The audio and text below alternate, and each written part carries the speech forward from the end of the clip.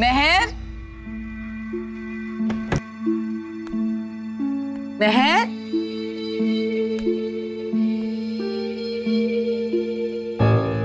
Washroom में तैयार हो रही हो बेटा? आज तुम्हारे बर्थडे के लिए न्यू ड्रेस लाई हूं और एक बहुत प्यारा हार। आज तुम्हारा बर्थडे है और मैंने ठीक से विश भी नहीं किया। Wish you a very very very happy birthday. तुम रो रही हो? क्या बात है बेटा?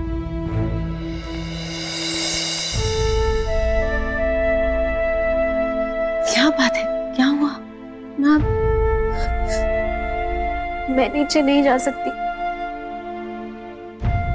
अबीर अभी तक नहीं आया है और उसके बिना मैं कैसे जाऊं?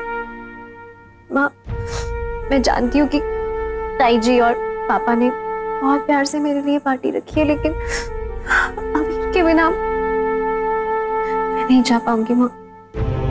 लेकिन तू मेरे बेटे को जानती नहीं है। मैं कह रही हूँ ना, अबीर जरूर आएगा।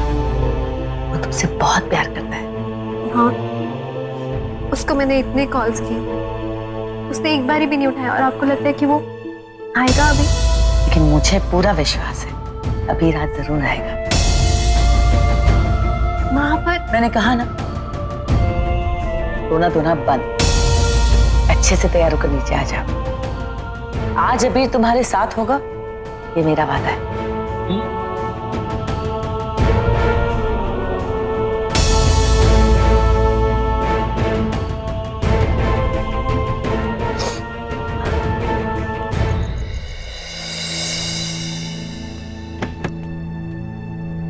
अभी वक्त बर्बाद कर रही हैं आप अपना। माँ, जाइए यहाँ से। देवर जी, आपकी शादी को कितने साल हो गए? 23। लेकिन आज तक आपकी बीवी समझ नहीं पाई, ना आपको ना हमें। वो क्या? हम यहाँ अबीर और मेहर की शादी तोड़ने की कोशिश कर रहे हैं और वो गई है वहां अपने बेटे को मनाने। क्या? अरे ऐसे कैसे टूटने दो इस रिश्ते को? बस इतना ही प्यार है तुम दोनों के बीच?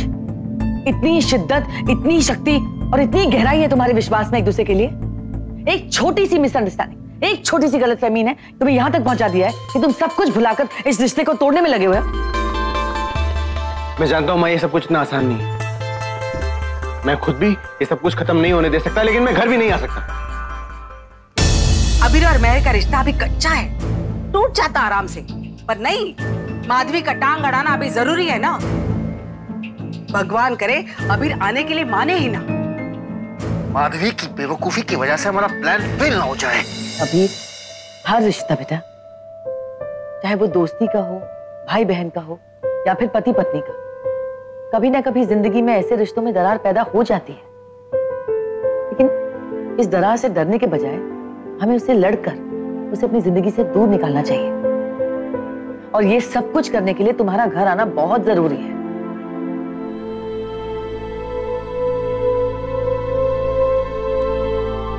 कम से कम मेरे लिए तो घर आ सकते हो ना?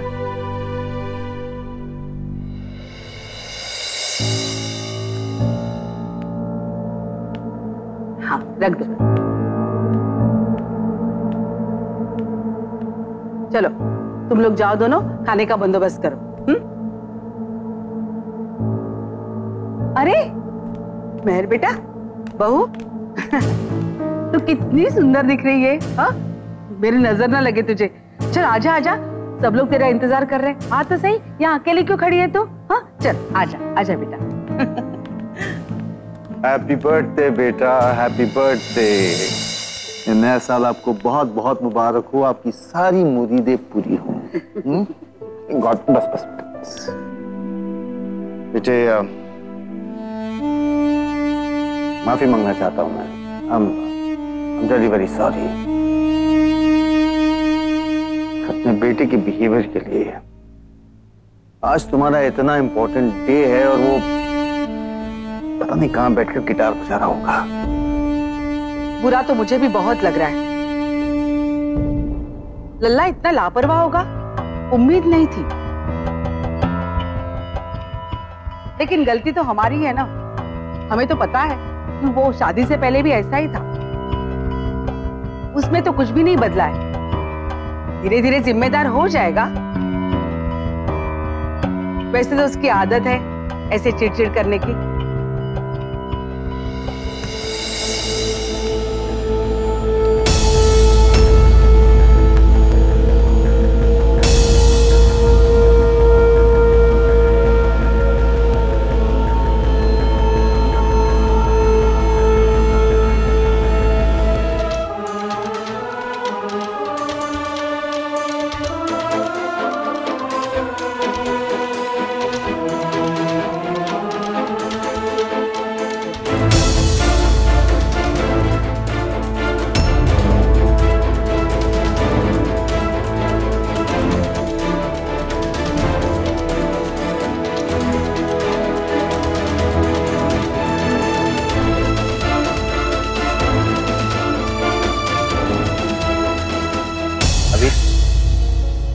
क्या बदतमीजी है ये? क्या बदतमीजी है ये? हैं? अरे आज तुम्हारी बीवी का बर्थडे है और तुम ही गायब हो। मैं गायब हूं? वाह। डैड, मुझे लगता है कि आपको कोई भड़का रहा है मेरे बारे में। हाँ?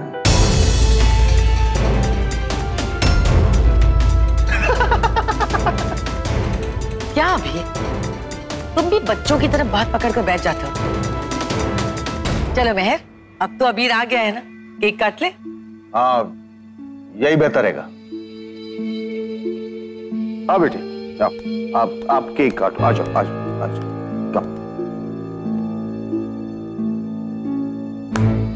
Happy birthday to you.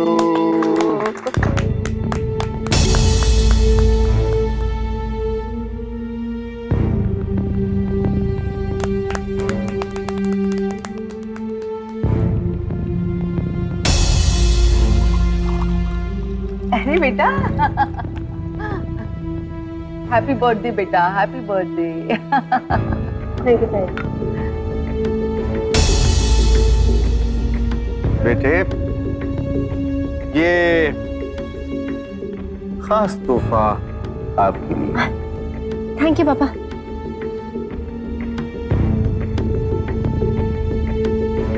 बेटे, खोलकर तो देखो।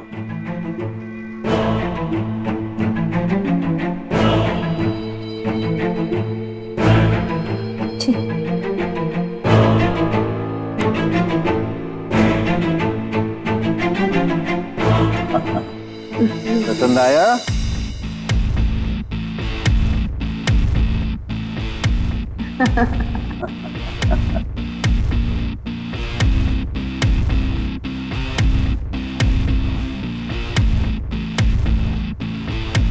Congratulations, मेहर पुरोहित मल्होत्रा। अभी तुम?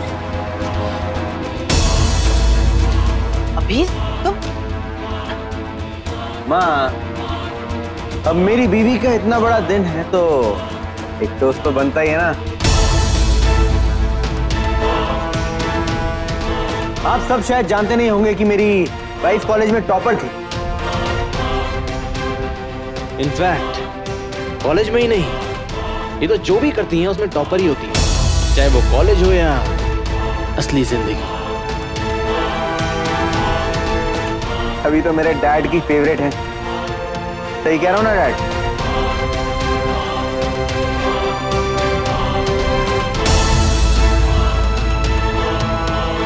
अब तो बहू ही नहीं, स्टार मैनेजर बन गई हैं आपकी कंपनी की। आपकी बहू है ना डैड?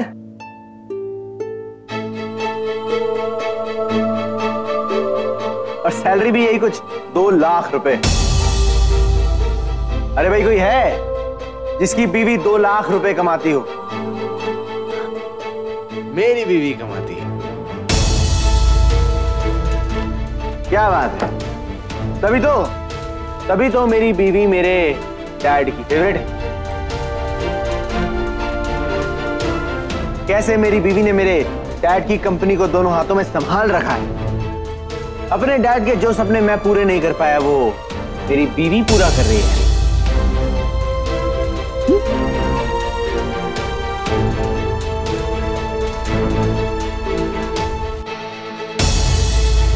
अभी अभी प्लीज ऐसा मत करो। अभी हाँ क्या कह रहे हो तुम? सच्ची में बहुत बुरा लग रहा है तुम्हारे लिए, बहुत ही बुरा लग रहा है। मतलब कैसे तुमने कैसे मुझसे शादी कर ली? मतलब मेरे जैसे लड़के से शादी कर लिया? इतनी बड़ी गलती कोई कैसे कर सकता है? मैं तो बैड। इतनी इंटेलिजेंट लड़की मुझसे शादी कर ली।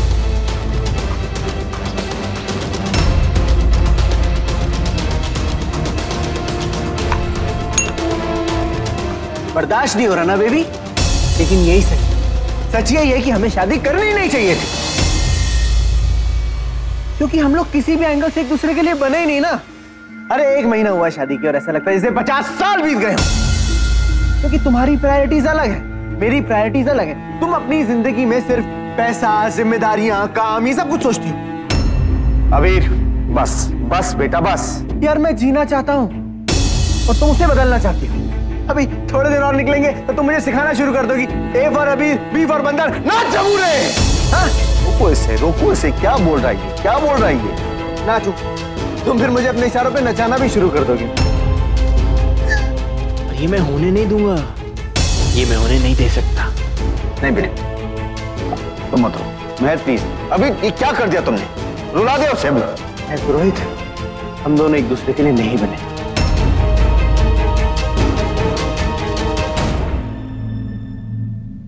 बहुत खुश था यार मैं अपनी जिंदगी में। मैं देखो मजाक बन के रह गई जिंदगी।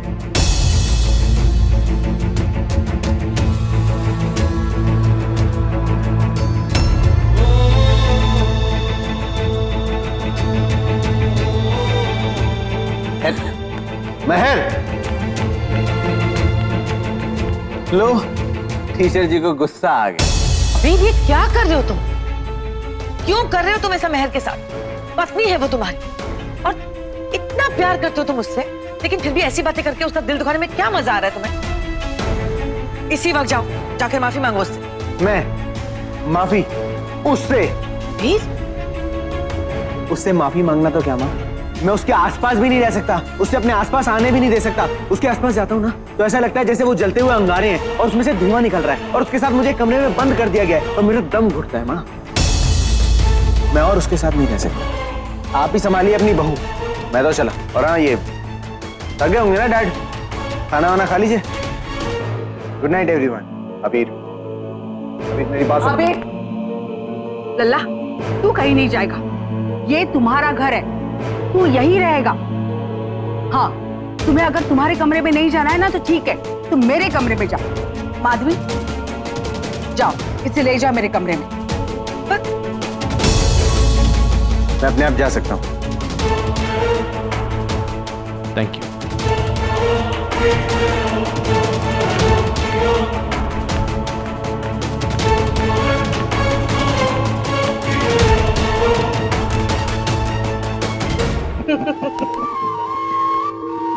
हमारा कहाँ सच निकला ना देवर जी? बिल्कुल।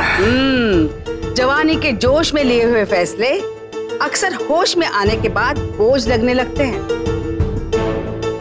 बच्चों का खेल होता है बच्चों के ऐसे अटपटे रिश्तों को तोड़ना।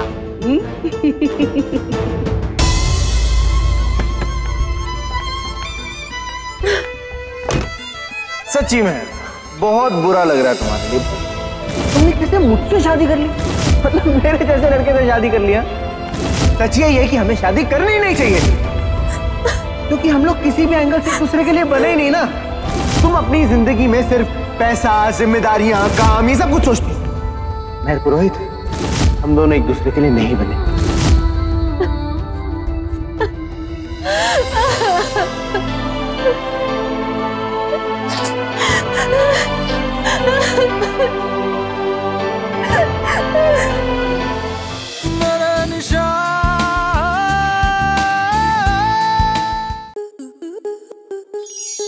स्टार प्लस के ऐसे ही और बेहतरीन लम्हे देखने के लिए सब्सक्राइब करें हमारे YouTube चैनल को।